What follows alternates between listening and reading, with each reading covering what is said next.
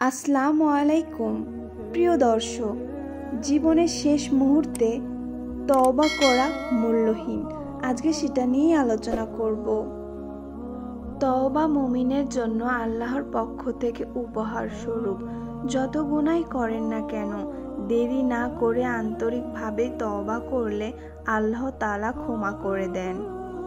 কারণ আল্লাহ জানেন যে বান্দা গুনাহ করবে। এ কারণে স্বয়ং আল্লাহ তাআলা শিখিয়ে দিচ্ছেন, তোমরা ক্ষমা প্রার্থনা করো আল্লাহর কাছে। আল্লাহ ক্ষমাশীল, পরম দয়ালু।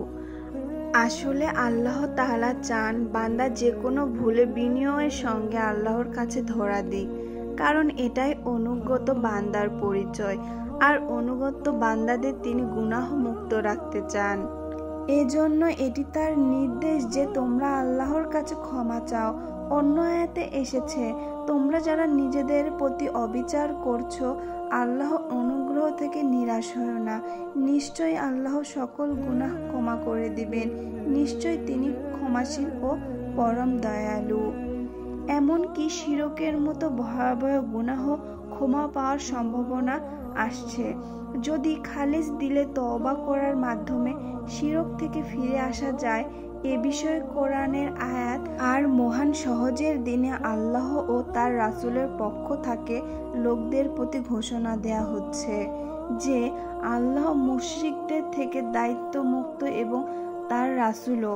অবশ্যই যদি তোমরা তওবা করো তবে তা তোমাদের জন্য কল্যাণকর, আর যদি মুখ ফিরাও তবে জেনে রেখো আল্লাহকে তোমরা পরাভূত করতে পারবে না। আর কাফেরদেরকেও মর্মান্তিক শাস্তির সুসংবাদ দাও। তবে মৃত্যুর সময়ে এসে কেউ তওবা করলে সে তওবার মূল্য নেই, তা কোনো কাজেই আসবে না। এ প্রসঙ্গে আল্লাহ তাআলার ঘোষণা আরও আজীবন যারা মন্দ কাজ করে তাদের জন্য তওবা নয়। আর তাদের কারো মৃত্যু উপস্থিত হলে সে বলে, আমি এখন তওবা করছি, আর তাদের জন্য তওবা নয়। যারা অবিশ্বাসী অবস্থায় মারা যায়, এরাই তো তারা যাদের জন্য আমি কঠিন শাস্তির ব্যবস্থা করেছি। রাসূল সাল্লাল্লাহু আলাইহি সাল্লাম বলেছেন, বান্দা যখন কোনো গুনাহ করে তার অন্তরে একটি কালো দাগ পড়ে যায়, সে তওবা করলে দাগটি উঠে যায়। কিন্তু যদি সে গুনাহ করে যেতেই থাকে তাহলে সমগ্র দিলের উপর তা ছেয়ে যায়। গুনাহের অন্তর ছেয়ে গেলে ইবাদতের আগ্রহ নষ্ট হয়ে যায়। নতুন নতুন গুনাহ করার জন্য শয়তান তাকে সহজেই প্রলুব্ধ করে। এজন্য দ্রুত তওবা করার নির্দেশ দিয়ে আল্লাহ বলেন, আল্লাহ অবশ্যই সেসব মানুষের তওবা কবুল করবেন যারা ভুলবশত মন্দ কাজ করে এবং সত তওবা করে। এরাই তারা যাদের তওবা আল্লাহ কবুল করেন। আল্লাহ সর্বজ্ঞ, প্রজ্ঞাময়। অতীত গুনাহের জন্য অনুশোচিত হয়ে আল্লাহর কাছে ক্ষমা চাওয়া এবং ভবিষ্যতে ওই পাপ কাজ থেকে সম্পূর্ণরূপে বিরত থাকার প্রতিজ্ঞা করার নামই হলো তওবা। তওবা করার পর একই গুনাহ আবার করে ফেললে কি করবেন? আবারও তওবা করতে হবে।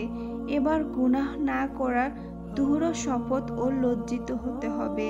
কখনো তওবা থেকে বিরত থাকা যাবে না, কারণ তিনি ছাড়া ক্ষমা করার তো আর কেউ নেই। দয়াবান আল্লাহ বলেন, আর যারা কোনো অশ্লীল কাজ করলে অথবা নিজেদের প্রতি জুলুম করলে আল্লাহকে স্মরণ করো, অতঃপর গুনাহের জন্য ক্ষমা প্রার্থনা করো।